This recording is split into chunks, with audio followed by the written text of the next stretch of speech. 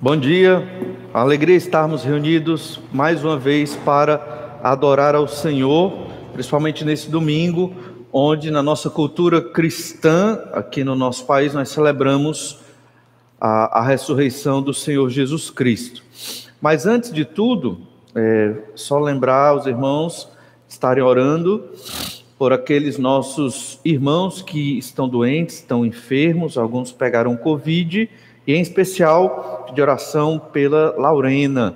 A Laurena, ontem nós soubemos que ela já está na UTI, então vamos estar orando por ela, né? Toda a igreja dedique bastante tempo para interceder para que ela se recupere. Graças a Deus, ela ainda está com aquele capacete elmo, respirando bem, com uma certa dificuldade, mas orar para que as tosses cessem e ela possa melhorar e sair logo da UTI e estar logo na sua casa. Também ore por toda a família da Laurena, todos ali também se contaminaram e precisam das nossas orações, mas estão em casa, graças a Deus. Então, irmãos, hoje, pensando na ressurreição do Senhor Jesus Cristo, nós, seguindo o nosso cronograma do Evangelho de Lucas, não vamos falar propriamente da ressurreição, mas para tratar da ressurreição e para que a ressurreição tenha todo o brilho e a majestade e a glória que é digna do Senhor, é necessário falar dos momentos tristes que antecederam a ressurreição do Senhor Jesus Cristo. E hoje nós vamos falar de algo que aconteceu na madrugada, da quinta para sexta-feira. Sexta-feira o Senhor Jesus esteve diante do Sinédrio, mas nessa madrugada, já depois de meia-noite, já na sexta-feira, Jesus foi preso no Getsêmani e foi levado para ser julgado pelo Sinédrio. Importante que esses dois eventos aconteceram ao mesmo tempo. Que dois eventos? Jesus sendo arguido no Sinédrio. O Sinédrio era composto por aproximadamente 78 anciãos, de 70 a 78, e estes anciãos, eles representavam a liderança de Israel. Então nós tínhamos ali no Sinédrio sacerdotes, que eram os saduceus, vinham dos saduceus, fariseus e escribas, e eles ali comandavam a nação de Israel. Não havia rei em Israel nessa época, exceto os governadores romanos, e muitas vezes, algum dos Herodes que se colocava como rei, mas não era um rei legítimo. Então, em Lucas capítulo 22, nós vamos tratar deste evento que está concomitante a Jesus ser arguido lá no Sinédrio. É o evento de Pedro negando o Senhor Jesus Cristo. Então, é uma história muito conhecida por todos nós que cremos no Senhor Jesus, e foi talvez nos momentos mais tristes da vida de Pedro, e Pedro ali, como Jesus avisou, nega o Senhor Jesus Cristo 3 vezes antes que o galo cante. Vamos ler a história de Pedro aqui, entendendo que enquanto Pedro está negando Jesus, Jesus está lá na casa do sumo sacerdote, diante de representantes do Sinédrio, sendo arguido, condenado pelo tribunal judaico ali, para depois ser condenado por um tribunal romano. Então esses dois eventos estão acontecendo ao mesmo tempo. Só que lembre-se, o texto ele é linear, da esquerda para a direita e de cima para baixo. Então você não tem como no texto colocar dois eventos ao mesmo tempo, certo? Então você leia entendendo isso. Esses dois eventos estão acontecendo ao mesmo tempo, mas Lucas colocou Pedro negando Jesus em primeiro e depois colocou Jesus sendo julgado e condenado pelas autoridades judaicas do Sinédrio no próximo texto. A ideia que nós queremos meditar hoje pela manhã, pensando em Pedro negar Jesus, é que nós devemos ser fiéis a Jesus em todo o tempo. Então essa é a ideia que nós queremos, que todos nós saiamos edificados daqui pela palavra de Deus, pelo Espírito Santo do Senhor, é a ideia de que devemos ser fiéis a Jesus em todo o tempo. Então, sei que para Pedro foi muito difícil, e nós vamos entender que em alguma medida nós também negamos Jesus, ou negaremos, ou já negamos de alguma forma, devemos nos arrepender e devemos buscar ser fiéis ao Senhor em todo o tempo. Vamos ver 3 verdades que observamos nesse texto. Mas antes, leiamos Lucas capítulo 22, versículo 54. Então, prendendo, o levaram e o introduziram na casa do sumo sacerdote. Pedro seguia de longe.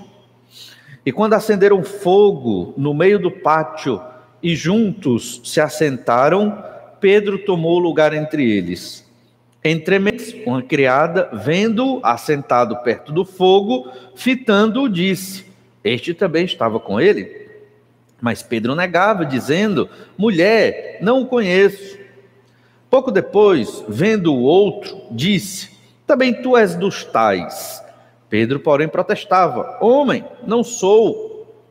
E tendo passado cerca de 1 hora, outro afirmava, dizendo: também este verdadeiramente estava com ele, porque também é galileu. Mas Pedro insistia: homem, não compreendo o que dizes. E logo estando ele ainda a falar, cantou o galo. Então, voltando-se, o Senhor fixou os olhos em Pedro, e Pedro se lembrou da palavra do Senhor, como lhe dissera: hoje 3 vezes me negarás antes de cantar o galo. Então Pedro, saindo dali, chorou amargamente. Sempre devemos ser fiéis ao Senhor Jesus Cristo. Vamos aprender com Pedro, nessa hora tão triste e tão difícil, a sermos fiéis ao Senhor. Perceba que em todos esses textos de Lucas da última semana, a pessoa mais importante é o Senhor Jesus Cristo. Mas nesse texto, o foco foi colocado sobre Pedro. Pedro é um homem pecador, como todos nós somos pecadores. E o objetivo desse texto, revelado por Deus, inspirado pelo Espírito Santo do Senhor, a nós é esse: é que aprendamos que nós somos predispostos pela nossa natureza de pecado a negar o Senhor Jesus Cristo, mesmo os crentes em Jesus. E por isso devemos buscar ser fiéis ao Senhor em todo o tempo. 3 verdades que nós vamos observar hoje. A primeira delas fala sobre a religião das trevas, a hipocrisia. Nós devemos rejeitar completamente a religião das trevas, que é a hipocrisia. Nós podemos nos dizer cristãos e sermos intensamente hipócritas, quando a nossa religião ela não é do coração, de um compromisso fiel com Deus, mas é uma religião externa, é uma religião de rituais, é uma religião de aparências. Normalmente o hipócrita, ele nunca acha que está pecando. Normalmente o hipócrita, ele nunca reconhece suas falhas. O hipócrita, ele é soberbo, ele é orgulhoso, ele acha que é o melhor de todos os crentes, o super crente, inabalável. Talvez nem crente seja. E de onde nós vamos perceber esta verdade aqui? No primeiro versículo do nosso texto, Lucas 22, 54. Então, prendendo-o, o levaram e o introduziram na casa do sumo sacerdote. Pedro seguia de longe. O sumo sacerdote foi quem arquitetou tudo isso, junto, obviamente, com os saduceus, fariseus e escribas. Mas Caifás estava por trás, porque Jesus era um perigo para o lucro dele, das suas vendas no templo. Era um perigo para a estabilidade da religião judaica naquele século, uma religião fria, uma religião cheia de rituais, mas hipócrita. E Jesus não veio para atacar ninguém diretamente, Jesus veio pregar o evangelho do reino e ensinar a revelação de Deus do Antigo Testamento. A questão é que todos estes religiosos judeus estavam culpados diante de Deus. Religiosos, legalistas, eles guardavam a lei até naquilo que a lei não dizia. E nós temos que ter cuidado para não guardar leis que não estão na Bíblia. É um perigo nosso, é um risco grande na vida de nós que somos crentes, fundamentalistas, conservadores. Criamos leis que não estão na Bíblia. Cuidado, porque esse é o primeiro passo para chegar onde esses homens aqui estavam nessa religião legalista, a religião do sumo sacerdote ali, Caifás e Anás, né, seu sogro ali naquele momento. Então, compreendamos que tudo isso ocorreu, óbvio que foi pela vontade e permissão de Deus, era projeto e plano do Senhor para a nossa salvação, mas estes homens foram culpados da morte do Senhor Jesus Cristo, e aqui eles arquitetaram tudo. Mas para compreender bem o que estava acontecendo, Jesus foi preso no Getsêmani, isso pouco depois de meia-noite, já era escuro, obviamente, e então foi levado para a casa do sumo sacerdote. Tudo isso foi feito na surdina. Jerusalém estava dormindo, só estava Jesus e os seus discípulos. Os discípulos todos fugiram e Jesus foi preso. Pedro e um discípulo que não é nomeado aqui, mas entendemos que seja João, seguiram de longe, observando para onde levariam Jesus. E então Jesus foi colocado na casa do sumo sacerdote. Lá na casa do sumo sacerdote estava, não vou dizer que todo o sinédrio, mas boa parte do sinédrio, de madrugada, onde o povo não podia interferir ou interceder por Jesus, e eles tinham medo do povo.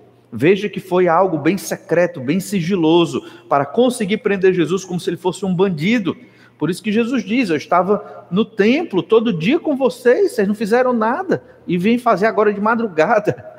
Né? Por quê? Porque eram covardes, hipócritas, eles não queriam a glória de Deus, eles não queriam fazer a vontade do Senhor, eles queriam enriquecer, eles queriam ter seus privilégios na sociedade judaica, como homens benquistos, por causa da sua religião, mas compromisso com Deus não tinham.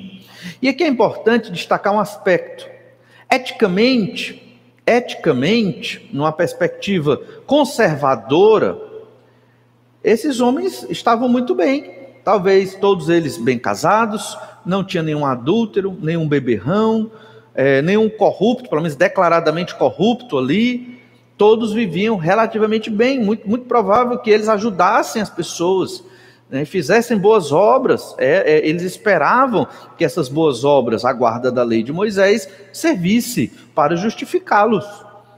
Então, eticamente, eles estavam bem, mas diante de Deus, não.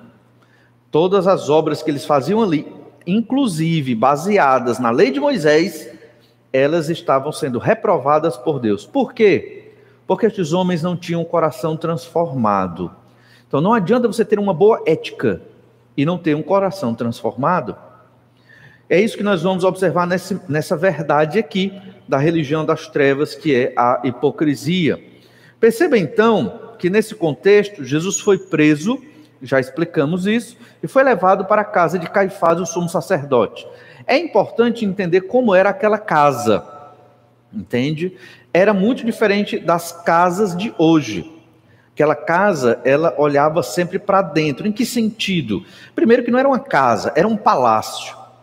Lá morava Caifás e Anás. Muito provavelmente o palácio era tão grande que haviam duas alas. Uma para Caifás, o sumo sacerdote, e para Anás, seu sogro, que outrora foi sumo sacerdote também. Aquelas casas, aquele palácio, eles tinham pátios internos e galerias ao redor daqueles pátios. Haviam pátios para servos e haviam pátios para o sumo sacerdote e outros pátios. E é interessante que a construção era ao redor dos pátios, as salas, digamos assim, e tudo era muito aberto, dava para ser visto. Mas óbvio que havia uma porta principal de entrada e um servo cuidando dessa porta. Havia do lado dessa porta uma sala onde ficava esse servo, cuidando de quem entrava e de quem saía.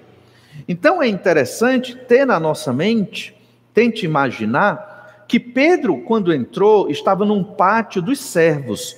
E lá no pátio eles faziam um fogo, uma fogueira, mas obviamente bem preparada, e ali ficavam se esquentando à noite. Certamente os servos tinham muitas tarefas para fazer naquele imenso palácio do sumo sacerdote. Só que aquela noite era diferente. Jesus, o Messias, foi levado para lá.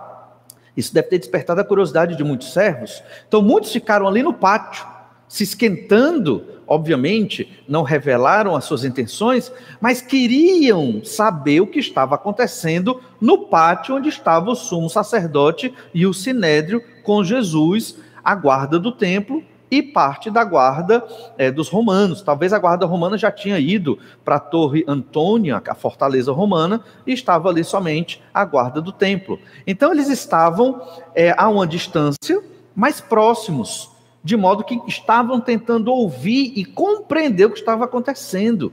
Afinal de contas, o que será que o sinédrio vai fazer com Jesus, o que se diz Filho de Deus, o Messias? E Pedro se esconde ali, junto dos outros discípulos. Veja, junto dos servos. Veja que não estava somente Pedro, mas havia um outro discípulo com ele. Olha Mateus capítulo 26, verso 57. E os que prenderam Jesus o levaram à casa de Caifás, o sumo sacerdote, onde se haviam reunido os escribas e os anciãos. Então eles estavam lá para decidir o futuro do Senhor Jesus Cristo. Importante destacar também que os 4 evangelhos falam de Pedro negando Jesus, certo? Aqui, Lucas é o único dos evangelhos que coloca Pedro negando Jesus antes de Jesus sendo julgado pelas autoridades do Sinédrio. Mateus e Marcos fazem a ordem inversa. Primeiro Jesus é julgado pelo Sinédrio e depois Pedro nega. Mas lembrem-se, isso foi ao mesmo tempo, como se observa no texto. João, ele tenta fazer algo bem inovador. Ele mescla, ele bota um momento em que Jesus é negado por Pedro, depois Jesus ele é julgado no Sinédrio, depois novamente aparece Pedro negando Jesus na segunda e uma terceira vez. Então Pedro tenta expressar essa concomitância dos dois eventos de uma maneira a mesclar as histórias. Mas não vamos observar o Evangelho de João hoje, deixa para outro momento. Vamos ver o de Lucas, que é bem sintético. Lucas aqui ele é mais sintético. Mateus e Marcos apresentam muitos mais detalhes que nós vamos observar. Então, no Evangelho de João, capítulo 18, verso 13, embora eu tenha dito que a gente não vai observar muito o Evangelho de João, mas aqui ele nos dá algumas informações importantíssimas dessa cena de Jesus sendo negado por Pedro. Olha João 18, verso 13. E o conduziram primeiramente a Anás, pois era sogro de Caifás, sumo sacerdote naquele ano. Então, Anás primeiro ouviu Jesus e certamente o conduziu a Caifás. Então, é importante ter isso em mente. Os dois ali estavam comandando, digamos, Israel, certo? Em João 18, 15 e 16, está descrito como é que esse discípulo entrou no palácio. Não era fácil entrar no palácio. Era necessário você conhecer os servos para poder entrar. Havia um discípulo que conhecia os servos. Olha bem João 18, verso 15. Simão Pedro e outro discípulo seguiam Jesus. Quem é esse outro discípulo? Sabemos que João ele não se nomeia ali no seu próprio evangelho. Ele se coloca como o discípulo amado, aquele a quem Jesus amou. Nesse caso entendemos que esse outro discípulo era João. E João conhecia os servos ali do palácio do sumo sacerdote. Como ele conhecia, nós não sabemos ao certo. Mas o fato é que ele conseguiu entrar. Olha então ainda em João 18,15. Sendo este discípulo conhecido do sumo sacerdote, entrou para o pátio deste com Jesus. É muito interessante que a Bíblia Sagrada, ela não nos conta tudo. Ela nos conta o que é relevante para a glória de Deus, para a nossa adoração, para a salvação no nome de Jesus, para que reconheçamos os nossos pecados. Mas como João era conhecido do sumo sacerdote, e por conta disso o servo sabia que ele tinha livre passagem ali, nós não sabemos. O fato é que João entrou e introduziu Pedro. Perceba então que João também estava ali. Em algum momento João estava ali também, sentado próximo de Pedro, talvez não do lado, mas próximo, e vendo tudo o que estava acontecendo. João 18,16. Pedro, porém, ficou de fora, junto à porta. Saindo, pois, o outro discípulo, que era conhecido do sumo sacerdote, falou com a encarregada da porta e levou a Pedro para dentro. Primeiro João entra, porque ele tinha esse livre acesso. Então ele volta, fala com o servo encarregado, uma serva, e coloca Pedro para dentro. E assim Pedro fica num pátio, muito provável o pátio onde os servos estavam se esquentando, era de madrugada, era frio, era noite, esperando ver o que aconteceria com Jesus, que estava sendo julgado pelo Sinédrio. Olha o verso 17, diz assim, João 18, 17. Então a criada, encarregada da porta, perguntou a Pedro: não és tu também um dos discípulos deste homem? Não sou, respondeu ele. Perceba que Lucas não deixa isso tão claro, mas João estava junto de Pedro. Pedro nega Jesus diante daquela serva e do lado de João, provavelmente. Ele ficou completamente ali, cego pelo seu próprio pecado, e em lugar de afirmar, sim, sou, essa é a primeira negação, como mostrada por João. Nós vamos perceber que os evangelhos, eles não se contradizem, mas eles se complementam. Cada autor de um evangelho acaba colocando uma informação muito especial para nós compreendermos tudo o que está acontecendo aqui, recuperarmos todas as informações possíveis com a ajuda do Espírito Santo para aprendermos a ser fiéis ao Senhor Jesus, mesmo nas horas difíceis, em todo e qualquer momento. A grande hipocrisia do sumo sacerdote, ela é muito clara aqui. Ele encabeçou a prisão de Jesus, ele ordenou que Jesus fosse levado para sua casa, e ele estava com o sinédrio de madrugada, julgando o Senhor Jesus Cristo. Qual era a função do sumo sacerdote, como dito no Antigo Testamento? A função do sumo sacerdote era proclamar o Messias, era falar que esse Messias viria se sacrificar para livrar Israel dos seus pecados.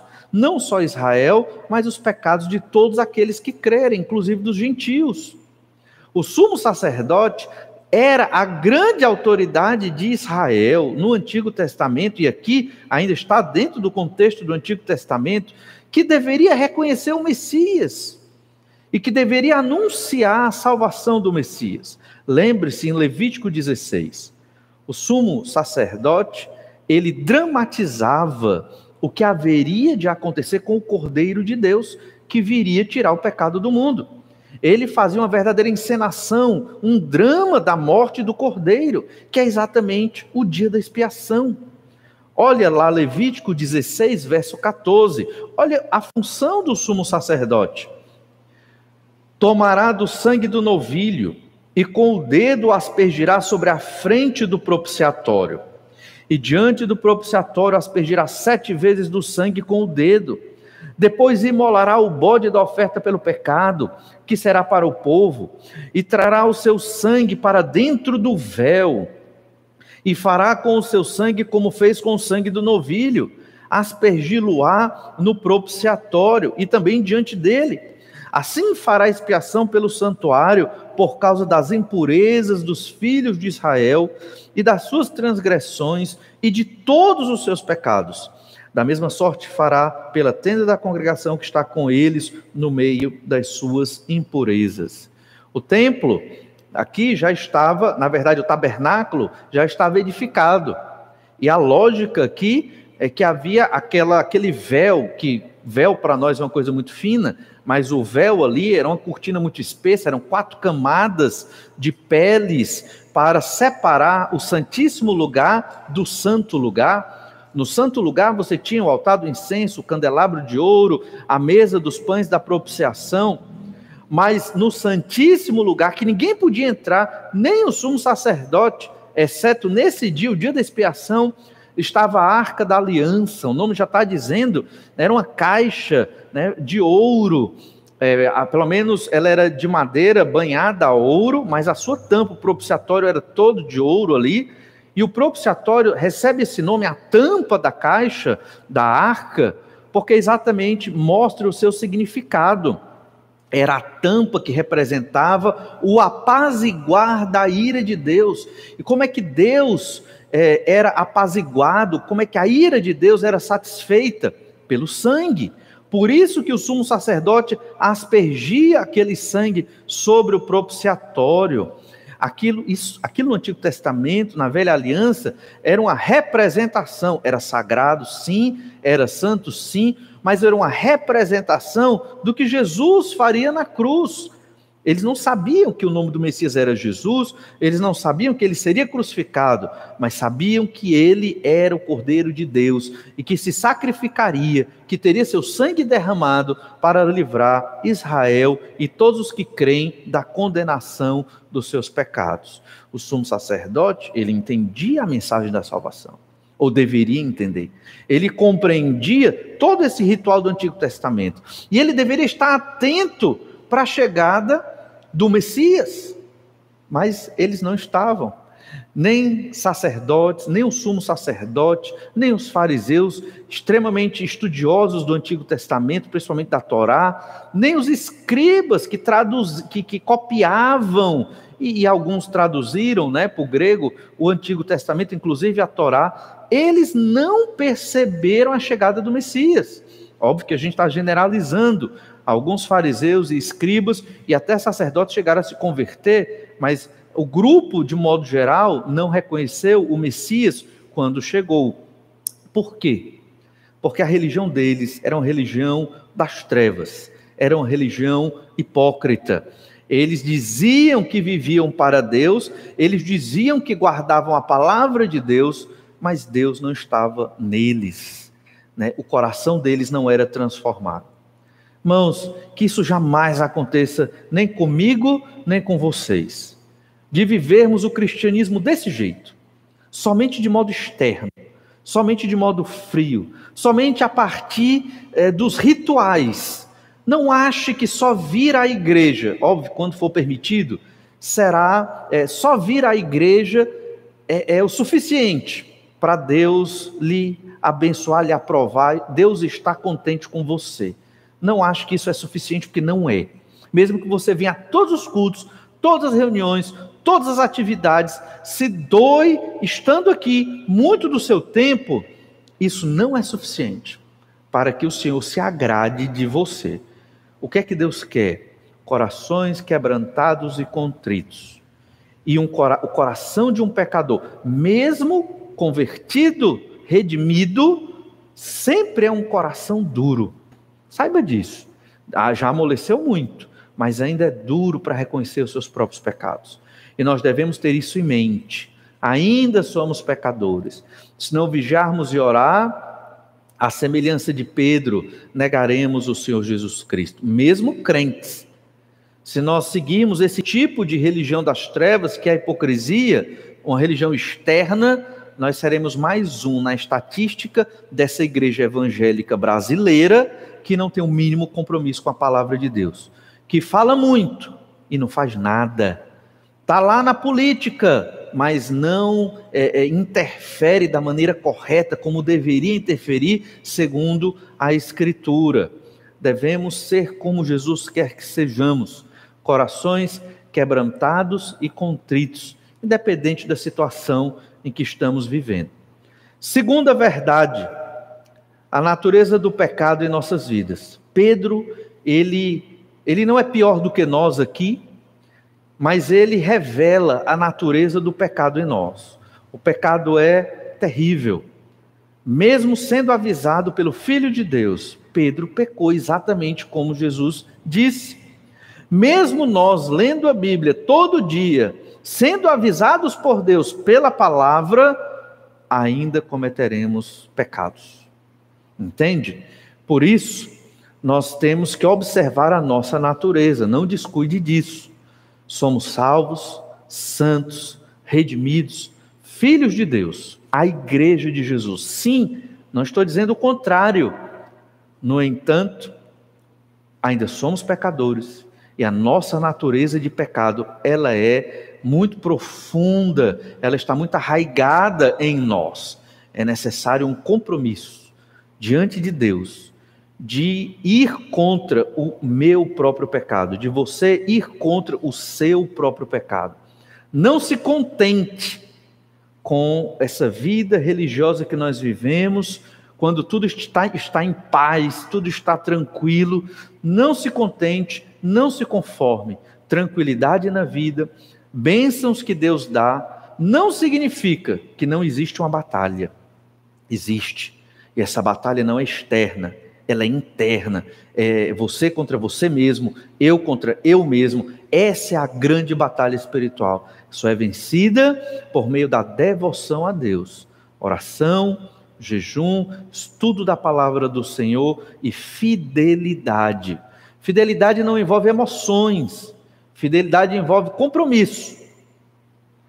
Você que trabalha 8 horas por dia no seu emprego, 8 ou 10, você tem que estar lá no horário, senão você será demitido, exceto se você for concursado. Mas se não for, você tem que estar lá, né? E eu acho que até o concursado, se faltar demais, vai ter problema. Mas você tem que estar lá no horário, não é verdade? Porque você tem um compromisso. Há um compromisso de fidelidade, porque você sabe que tem que ganhar o dinheiro para viver. Todos nós sabemos disso. É um compromisso de fidelidade com aquela instituição que te empregou. Temos que ter um compromisso muito mais elevado com as coisas do Senhor nosso Deus, com tudo que se refere ao Senhor Jesus Cristo.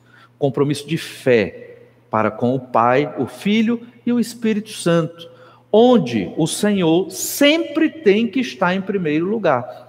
O crente, ele não pensa se vai obedecer a Deus. Ele não sente algo para obedecer a Deus. O crente obedece. Ah, é difícil. Obedece. É cansativo, mas ele obedece. E ora, e busca o Senhor, no Senhor, forças para obedecer ao Senhor nosso Deus. Vejamos então, a partir do verso 55, como Pedro começa a negar Jesus, a primeira negação de Pedro. Nós vemos 3 vezes Pedro negando antes de o galo cantar. Lucas 22, 55. E quando acenderam fogo no meio do pátio, juntos se assentaram, Pedro tomou lugar entre eles. Então aqui deixa claro o contexto, Pedro sentado junto com os servos do palácio do sumo sacerdote, e se esquentando, era tarde da noite, era madrugada, e tentando ver ou ouvir o que estava acontecendo com Jesus, que estava no outro pátio com o sumo sacerdote, os sacerdotes, escribas e fariseus ali, o sinédrio, talvez não todo, mas boa parte dele. Olha o texto de Marcos 14, 54, texto correlato a esse que lemos de Lucas 22, 55. Veja Marcos 14, 54. Pedro seguira-o de longe até o interior do pátio do sumo sacerdote. Estava sentado entre os serventuários, aquentando-se ao fogo. Então aqui a descrição de Marcos é que ele estava ali no pátio do sumo sacerdote, se esquentando, entende? E de longe observando o que estava acontecendo. Os pátios é muito provável que fossem muito próximos, e era aberta a construção, eles tinham como ver. Para que você que mora aqui em Fortaleza consiga entender essa construção, alguns prédios antigos aqui da capital eram parecidos com esse tipo de construção, porque era uma construção romana, apesar de serem judeus. Por exemplo, um desses prédios é a reitoria da Universidade Federal do Ceará. Dentro do prédio você tem pátios. Não só a reitoria, mas outros prédios antigos da UFC, você tem pátios dentro, onde tem bancos ali e algum tipo de vegetação plantada. Então, é mais ou menos parecido com isso. As salas, elas dão visão para esses pátios, entende? E em cima era aberto, entra a luz do dia, e existem galerias ao redor de cima, dá para você ver também o que está acontecendo lá naquele pátio. E às vezes você, de um pátio, enxerga ali o outro pátio. É mais ou menos esse o contexto aqui. Olha então Mateus 26, 58. A perspectiva de Pedro aqui, em relação ao que estava acontecendo com Jesus, era uma perspectiva muito negativa. Olha o detalhe de Mateus 26, 58. Mas Pedro o seguia de longe, até ao pátio do sumo sacerdote. E tendo entrado, assentou-se entre os serventuários, para ver o fim. Então Pedro parece, por essa palavrinha fim, para ver o fim, parece que Pedro está vindo ali para ver o final de Jesus, o fim do Senhor Jesus Cristo, que não seria um fim muito feliz. Então Pedro devia estar muito triste, devia estar muito comovido e preocupado com o que aconteceria com Jesus. Mas apesar de tudo isso, Pedro nega conhecer Jesus. Lucas 22, 56, nosso texto original aqui. Entre mentes, uma criada, vendo-o assentado perto do fogo, fitando-o, disse: ele também estava com ele. Mas Pedro negava, dizendo: mulher, não o conheço. João diz que essa serva aqui, essa criada, é a criada que permitiu que ele entrasse. E tem lógica, porque Lucas é o único que nos dá um destaque aqui em relação aos outros evangelhos. Diz que ela fitou-o, fitando-o. Significa que ela olhou Pedro nos olhos. Ela olhou bem direto para ele. E ela disse: este também estava com ele. Ela não perguntou, ela afirmou. Ela afirmou. Lembre-se, haviam outros no pátio ali. Isso podia ser entendido como uma tentativa de libertar Jesus. Se os soldados, se o sumo sacerdote soubesse que 2 discípulos estavam ali, eles podiam pensar: estão tentando soltar o mestre deles, vamos prendê-los também. Então Pedro muito provavelmente ficou com medo disso.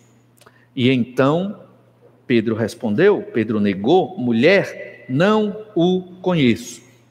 Entenda, talvez para alguns a atitude de Pedro seja justificável. Afinal de contas, Pedro estava zelando pela vida dele. Pedro não estava necessariamente deixando de crer em Jesus. Pedro estava somente dando uma mentirazinha ali para poder escapar de uma prisão e de uma possível morte. Num pensamento humano, talvez isso faça lógica, mas diante da fidelidade do Senhor, fidelidade que nós devemos ter para com Deus, não há lógica nisso. Nós sempre devemos professar nossa fidelidade ao Senhor Jesus Cristo em todo e qualquer contexto. Na universidade, na escola, no trabalho, em toda situação. Alguns talvez não professem sua fé no trabalho com medo de perder o emprego. Isso não é negar Jesus? Alguns talvez não professem sua fé na universidade com medo de passar ridículo, de ser tido como tolos, ignorantes por terem uma fé em Jesus. Isso também não é negar Jesus. Alguns não professam crer em Jesus na escola, talvez por medo de perder os amigos. Isso também não é negar Jesus. Irmãos, o Senhor requer de nós fidelidade. Nossa boca deve transbordar sobre Jesus Cristo. Devemos ter alegria, um orgulho saudável, bíblico, santo, de dizer que somos servos do Senhor Jesus Cristo, discípulos de Jesus, porque queremos viver como Jesus, imitando Jesus em tudo. Isso deve ser a nossa glória na terra, imitar Jesus. Essa é a nossa glória, essa é a nossa grande recompensa, essa deve ser a nossa grande alegria. Era para Pedro dizer, independente se seria preso ou morto aqui: sou discípulo do Senhor Jesus Cristo, e pregar o evangelho para essa serva. Era para ele ter dito isso, mas não disse. Não disse porque é pecador. E quando nós muitas vezes negamos Jesus com nossas atitudes, o negamos porque somos pecadores também. Não estou justificando o pecado, estou explicando. Olha Marcos 14,66, sobre essa primeira negação de Pedro. Veja como Marcos traz mais detalhes. Marcos 14,66, lemos assim: então Pedro, embaixo no pátio, estando Pedro embaixo no pátio, veio uma das criadas do sumo sacerdote, e vendo a Pedro que se aquentava, fixou-o e disse, Marcos fala parecido com Lucas, fixou o olhar nele e disse: tu também estavas com Jesus, o Nazareno. Mas ele o negou, dizendo: não o conheço, nem compreendo o que dizes. Esse detalhe não é colocado em Lucas. Nem compreendo o que dizes. Eu nem entendo o que você está dizendo. É como se ele não conhecesse nada sobre Jesus, nada sobre o que estava acontecendo ali. Lembra? Todos os serventuários, os servos que estavam ali, estavam ligados na reunião do sumo sacerdote do Sinédrio e Jesus. E diz, e saiu para o alpendre, e o galo cantou. E aqui você vai perceber que é uma primeira vez que o galo canta. Mas Pedro só percebe o seu pecado numa segunda vez que o galo canta. O que é que nós queremos observar aqui? Não importa quantas vezes o galo cantou. O que importa é a última vez que o galo cantou, porque dessa última vez era um alerta do período da vigília da noite que estava acabando. E era naquele momento que Pedro perceberia que negou 3 vezes a Jesus. Mas Marcos destaca aqui, e o galo cantou, mas não foi aquele canto do galo que despertou o pecado em Pedro ainda. Isso não é uma contradição, mas simplesmente porque haviam vários momentos em que os galos cantavam naquele momento, na vigília da noite. Num determinado momento do canto do galo, foi que Pedro percebeu que negou 3 vezes o Senhor Jesus Cristo. Cada evangelho vai dar um detalhe específico aqui e vai enriquecendo os detalhes para compreender o que estava acontecendo ali. Olha Lucas 22, 58. Pedro nega pela segunda vez. O fato de Marcos ter apresentado que o galo cantou, poderia ter lembrado Pedro, obviamente. No entanto, Pedro, ele talvez estivesse em pânico, talvez estivesse absorto ali com a situação de Jesus. O fato é que ele não se apercebeu de modo nenhum. E então, Lucas 22, 58. Pouco depois, vendo outro, disse, também tu és dos tais. Pedro, porém, protestava, homem, não sou. Muito sintético o relato, né? Pedro, mais uma vez, negou. Mas olha o que Mateus diz, Mateus 26, 71, sobre a segunda negação de Pedro. E saindo para o alpendre, foi ele visto por outra criada, a qual disse aos que ali estavam, este também estava com Jesus o Nazareno. E ele negou outra vez, com juramento, não conheço tal homem. Então aqui já foi mais intensa a negação. Você pode perceber uma gradação, foi aumentando esta negação de Pedro. A primeira, Pedro negou, a segunda já foi com juramento. Ele jurou ali, não conheço tal homem, não conheço, não sei nem quem é. Essa é a resposta de Pedro aqui. E você percebe que ele aumentou o grau digamos assim, de rejeição a Jesus nesse momento, porque foi no mesmo contexto. Ele estava num pátio com vários servos, todos ouviram isso, todos provavelmente olharam. É muito provável que a pessoa que passou aqui disse, esse também seguia Jesus. Todo mundo olhou para Pedro, não, eu não. Ou seja, ele estava sob uma pressão ali. Não esqueçam, junto de Pedro estava João. João estava ali do lado. João era muito conhecido, ele era frequente na casa do sumo sacerdote, não sabemos explicar exatamente o porquê, mas ele era conhecido. Ele entrou e colocou Pedro para dentro, ele negou Jesus na frente de João também. Mas João não aparece negando Jesus aqui. Lembre-se também que João é o único discípulo que vai estar ali com Jesus aos pés da cruz, junto com Maria, sua mãe. Também isso é muito relevante. Bem, o fato é que ele jurou que não conhecia Jesus. E então a terceira negação de Pedro. Lucas nos mostra aqui essa terceira negação com mais gravidade ainda do que a segunda. Olha Lucas 22, 59. Diz assim, e tendo passado cerca de 1 hora, outro afirmava dizendo, também este verdadeiramente estava com ele, porque também é galileu. Olha a palavra, verdadeiramente, ou seja, eu tenho certeza. Ele diz que não, mas eu tenho certeza, e eu vou provar, ele é galileu. Lembra que nós já observamos aqui no Evangelho de Lucas, que dos 12 discípulos de Jesus, 11 eram galileus, 1 era judeu, Judas era o judeu, e os 11 outros eram galileus. Então, ele é galileu. Então, por isso que ele estava com Jesus. Afinal de contas, ele estava onde? Jerusalém. Então, por que um galileu está aqui? Só pode ser discípulo de Jesus. E ainda diz no verso 60, mas Pedro insistia, homem, não compreendo o que dizes. E logo estando ele a falar, cantou o galo. Então, esse foi o momento em que o galo canta para marcar uma determinada vigília da noite, já à madrugada, e Pedro ali vai perceber o pecado que cometeu. Mas antes disso, olhe Mateus 26, 73. Mateus 26, 73. Mateus dá um destaque muito mais grave na terceira vez que Pedro nega Jesus. Mateus 26, 73 diz: logo depois, aproximando-se, os que ali estavam disseram a Pedro: verdadeiramente, és também um deles, porque o teu modo de falar o denuncia. Ou seja, além de ser galileu, você tem um modo de falar dos galileus. Então, perceberam que ele era galileu pelo jeito de falar dele, a pronúncia. E mais uma vez, verdadeiramente, nós temos certeza, você seguia Jesus sim. Você é um dos que segue Jesus. Verso 74. Então começou ele a praguejar e a jurar. Ele não só jurou, mas ele praguejou. Perceba, amaldiçoou aqui. Então a terceira negação de Pedro foi muito mais terrível, porque realmente ele queria deixar claro que ele não conhecia o Senhor Jesus Cristo. E então Pedro diz: não conheço esse homem. Imediatamente cantou o galo. Marcos também traz esta mesma versão. Perceba então o quanto Pedro ele se esforçou para negar Jesus. E ao negar Jesus, obviamente ele foi dominado pelo seu próprio pecado.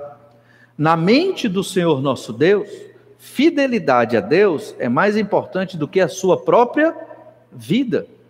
Nós temos que ser fiéis a Deus mais do que somos fiéis ao desejo de viver. Eu não estou dizendo que com isso nós temos que buscar o suicídio, uma morte antecipada, não é isso. Estou dizendo que existe um valor maior do que a nossa própria vida, e esse valor é Deus, é o Senhor Jesus Cristo, é o Espírito Santo. É mais importante do que a nossa vida. Por quê? Porque sabemos que esse mundo foi corrompido pelo pecado, que nós somos corrompidos pelo pecado, e que a verdadeira vida será a vida eterna com Deus. Não almas vagando, mas um novo céu e uma nova num novo céu e numa nova terra, com novos corpos, ressurretos, como Jesus ressuscitou. Essa é a verdadeira vida, essa é a nossa esperança, por isso vencemos a morte. Pedro aqui, dominado pelo seu pecado, nega conhecer Jesus Cristo veementemente, nega conhecer Deus, mesmo Jesus tendo avisado, horas antes.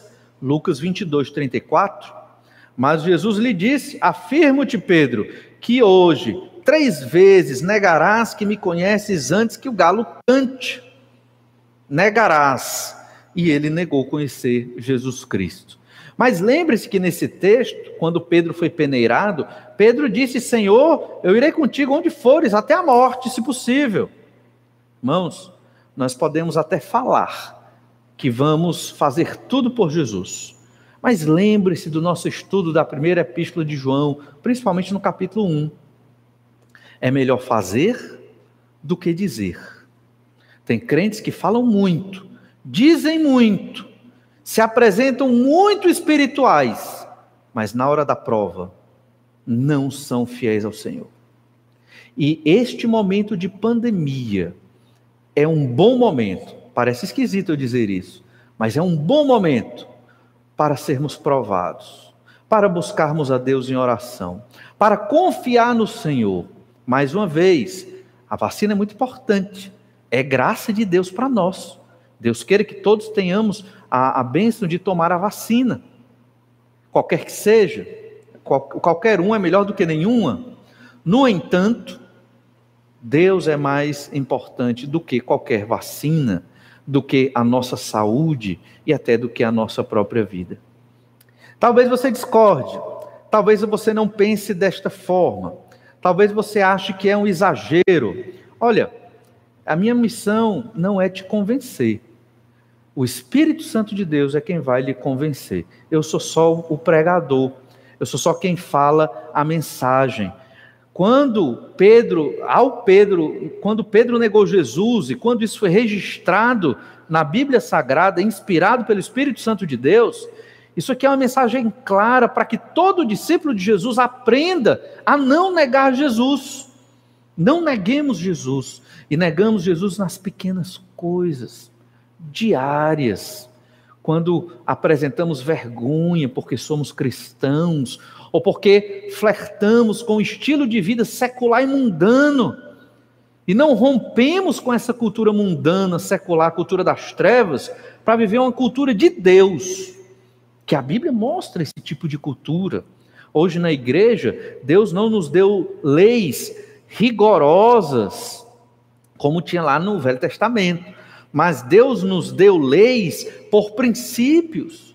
Deus quer que tenhamos sabedoria, Deus quer que tenhamos uma consciência orientada pelo Espírito Santo de Deus. Para quê? Para saber o que vestir, para saber como vamos nos relacionar com as pessoas, para saber qual é o objetivo da nossa vida, para saber como no meu trabalho eu glorifico a Deus. Deus não nos deu regras específicas, mas deu princípios da palavra. E Deus quer que nós, com a ajuda do Santo Espírito, aprendamos a viver sempre segundo a vontade do Senhor. Esse texto foi escrito para aprendermos a não negar Jesus, sempre sermos fiéis ao Senhor. Mas lembre-se dessa segunda verdade: a natureza do pecado, ela é extremamente forte em nossas vidas. Foi forte aqui em Pedro, mesmo avisado, negou. Mesmo professando, eu morro pelo Senhor, teve medo. Irmãos, nós temos que batalhar diariamente, lendo a palavra, orando, buscando ao Senhor, reconhecendo o nosso pecado, para que no dia da prova estejamos representando o nosso Deus de modo digno, o que Pedro não fez aqui. E por fim, uma terceira verdade: o verdadeiro arrependimento sempre está à nossa disposição. Apesar de negarmos Jesus, apesar do pecado ser forte nas nossas vidas, sempre há oportunidade de arrependimento. Veja que quando o galo canta, parece que cai a ficha na cabeça de Pedro. Ele já havia negado 3 vezes. E então leia Lucas 22, 61. Então, voltando-se o Senhor, fixou os olhos em Pedro. E Pedro se lembrou da palavra do Senhor, como lhe dissera: hoje 3 vezes me negarás antes de cantar o galo. Como Jesus fixou os olhos em Pedro? Por isso que é importante entender a arquitetura da casa do sumo sacerdote. Eram pátios abertos, e que você podia ver um pátio do outro. Jesus provavelmente estava de costas para o pátio dos servos. No momento que o galo canta, Jesus se vira e olha, e Pedro olha para Jesus. E você deve imaginar a tristeza que tomou o coração de Pedro, não é verdade? Você deve imaginar como ele ficou decepcionado com a sua própria fé, com as palavras que ele disse que ia morrer por Jesus. Jesus estava perto de morrer por ele, e Pedro negou dizendo que nem o conhecia. Irmãos, quando negamos Jesus, às vezes, todo dia, é assim que Jesus olha para nós. Ele enxerga o nosso momento de pecado ali. E isso deve nos fazer refletir e pensar na nossa natureza de pecado e buscar esse verdadeiro arrependimento. Qual foi a atitude de Pedro? Pedro chorou. Pedro saiu dali chorando, porque ele percebeu que havia fracassado. Verso 62. Então Pedro, saindo dali, chorou amargamente. Não foi qualquer choro, entende? Foi um choro profundo, foi um choro terrível. Ele percebeu o tamanho do pecado dele. E aqui é importante falar de arrependimento. O arrependimento não é uma coisa qualquer, não é uma emoção. O arrependimento verdadeiro que Deus nos dá, ele não é algo simplesmente cognitivo. Ah, pequei, vou aqui orar a Deus e tudo pronto, tá tudo beleza, volto. Ah, pequei de novo. Não é só isso. Quando o crente percebe que errou ou tem errado, ele fica verdadeiramente triste, entende? E ele vai conversar com o Senhor.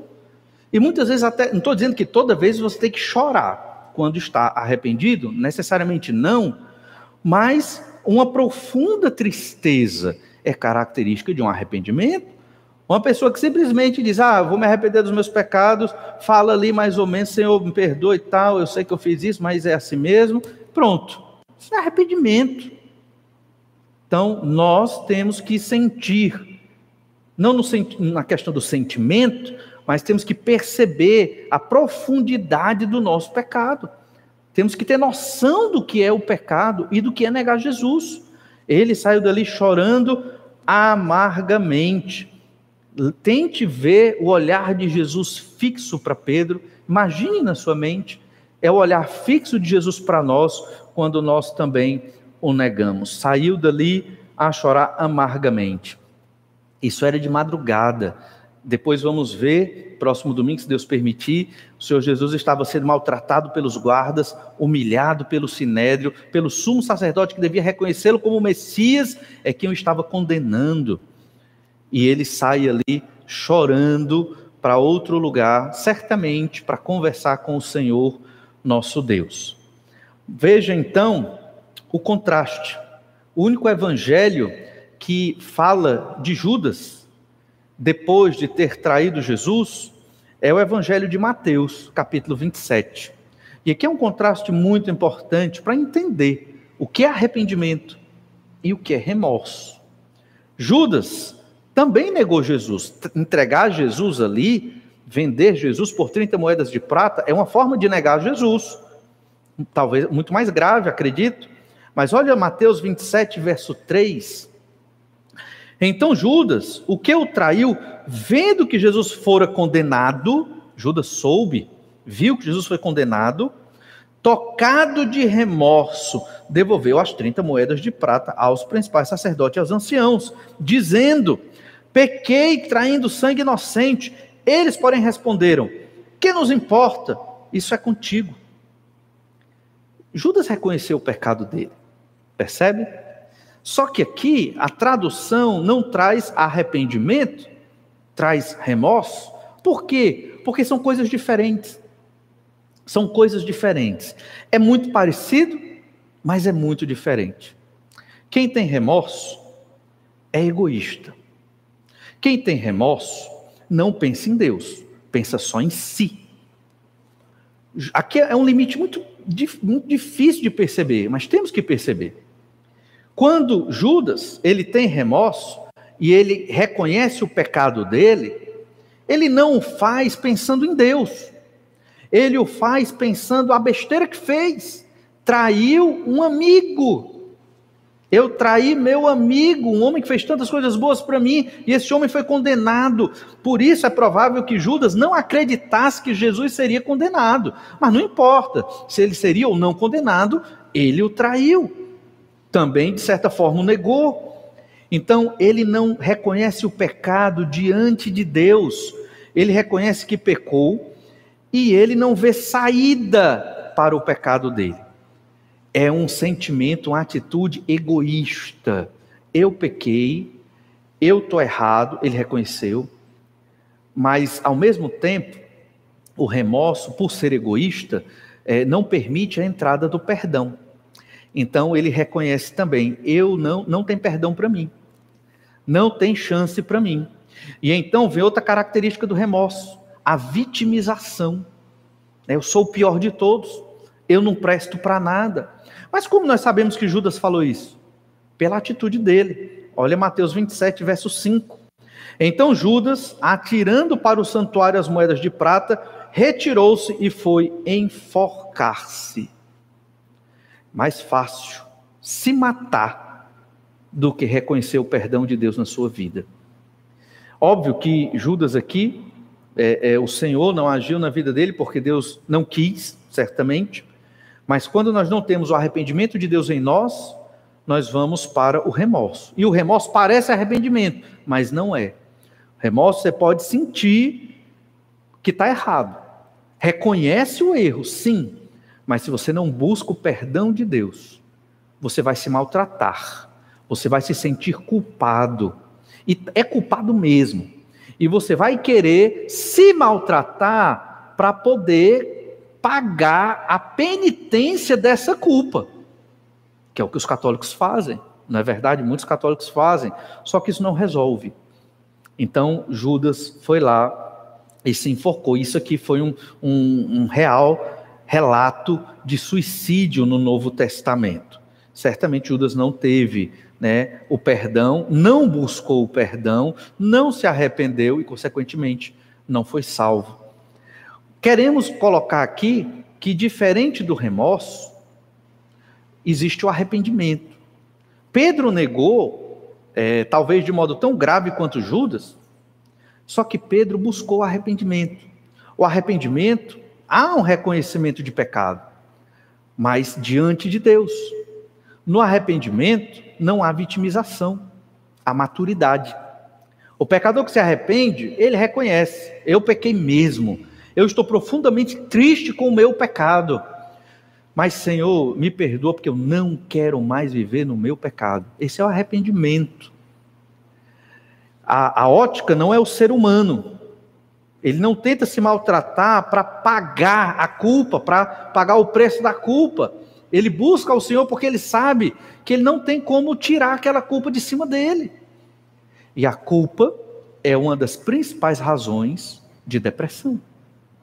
Às vezes cometemos pecados terríveis nas nossas vidas, e esses pecados nos marcam, e pedimos perdão a Deus, mas continuamos achando que não houve perdão, não pode, eu mereço ser castigado. Assim é o pensamento de muitos crentes.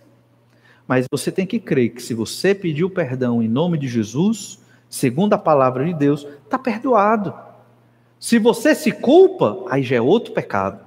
É falta de fé no sangue de Jesus, que foi derramado na cruz para perdoar você e a mim dos nossos pecados.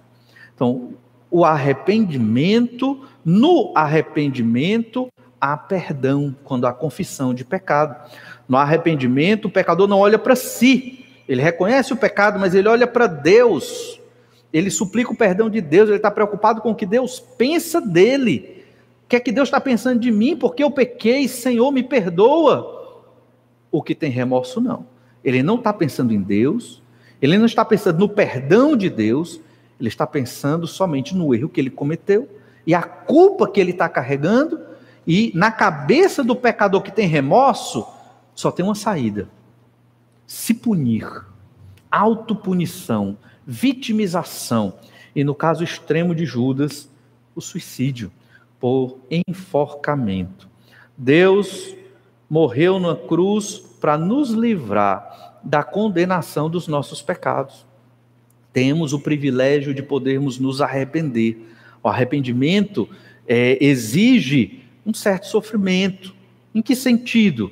Você tem que reconhecer o seu pecado, tem que buscar a Deus, tem que confessar, você tem que ficar triste pelo que você está fazendo, porque isso não é digno do Senhor nosso Deus. Não devemos sentir remorso. Remorso leva destruição. Devemos sentir arrependimento. Muitas vezes, você que é crente, nós que somos crentes, cometemos pecados recorrentes, ficamos muito tristes. Mas eu ouvi e ouço muito isso, mas chegamos a dizer: não tem chance para mim, não dá para mim, não acredito que Deus me perdoa. Sei que estou errando, mas não acho que há perdão. Como pode Deus me perdoar tantos pecados que eu cometi? Isso é remorso. Remorso gera depressão, gera algo muito pior, o próprio suicídio. E o crente, se é crente, fica inerte na sua vida com Deus, porque ele não se arrependeu. Reconhece pecado, mas não busca a glória de Deus. Porque o crente está pensando só nele. Aquilo ali é humanismo. Mas, o que nós devemos fazer? Devemos fazer como Pedro, ficarmos profundamente tristes com o nosso próprio pecado. Pecamos, momento de oração, de jejum, de arrependimento. confissão de pecados, e depois nos levantamos e vamos continuar sendo fiéis ao Senhor. Por isso, a doutrina bíblica da perseverança dos santos. Os santos, os crentes, eles são fiéis e perseveram até o último dia de suas vidas, porque quem os sustenta é Deus, não é humano, é divino. O arrependimento é de Deus. Deus nos dá esse arrependimento pelos nossos pecados. O caso de Pedro. Pedro negou 3 vezes, mesmo tendo sido alertado a gravidade do seu pecado, a natureza do pecado terrível na vida de Pedro como na nossa, mas veio o verdadeiro arrependimento. Depois você pode ler o capítulo 21 de João, que vai fazer referência exatamente às 3 vezes que Pedro negou o Senhor Jesus Cristo. E mostra como Deus é maravilhoso para nos dar oportunidade para sermos crentes fiéis ao Senhor nosso Deus. Veja, Pedro, depois de tudo isso, se tornou um grande pregador, um grande apóstolo, pecador, mas fiel ao Senhor Jesus Cristo. E quando foi necessário, Pedro deixou de negar Jesus. Quando foi necessário, no momento chave em que Pedro poderia ter negado para salvar sua vida, ele assumiu ser apóstolo do Senhor Jesus Cristo e foi crucificado. Não achando digno de ser crucificado como o Senhor Jesus, segundo a história da igreja, Pedro foi crucificado de cabeça para baixo, mas morreu de cruz por amor ao Senhor Jesus Cristo. Pedro aprendeu que ser fiel a Deus é mais importante do que a sua própria vida. Temos sido fiéis ao Senhor dia após dia, no meio desta pandemia. Estamos aproveitando a pandemia para a glória de Deus? Ou será que estamos tão preocupados com o nosso próprio bem-estar, com a nossa própria saúde, que estamos esquecendo de adorar o Senhor, de ler a palavra, de glorificar o nome do Senhor e de pregar o seu evangelho? Use a internet, use os meios de comunicação para proclamar o evangelho. Aproveite o tempo que você tem, se está isolado, para ler mais sua Bíblia, para ter tempo de oração com o Senhor nosso Deus, de modo que a igreja saia mais forte da pandemia do que quando entrou. Vamos orar e pedir as bênçãos do Senhor nosso Deus. Te agradecemos, Pai amado, pela Tua palavra, que de modo tão simples, claro e direto nos mostra que devemos ser fiéis ao Senhor em todo o tempo. Senhor Deus, transforma os nossos corações, para que, como a igreja do Senhor Jesus, tenhamos a sabedoria que vem do alto, buscando essa fidelidade, um profundo arrependimento dos nossos pecados, rejeitando a religião hipócrita que é das trevas, e buscando, Senhor Deus, um profundo compromisso de fidelidade com o Senhor. É o que te pedimos, em nome de Jesus. Amém. Deus esteja abençoando a todos, dando um bom almoço, uma boa manhã a todos. Em breve nos encontraremos à tarde para honrar e glorificar o Senhor, o nome do Senhor nosso Deus. Vamos lembrar de orar pelos nossos irmãos que estão enfermos, que estão passando dificuldade, e vamos buscar ser uma bênção na vida deles. É o que nós devemos ter em mente e buscar orar nesses momentos. Deus abençoe a todos, um bom dia e até breve.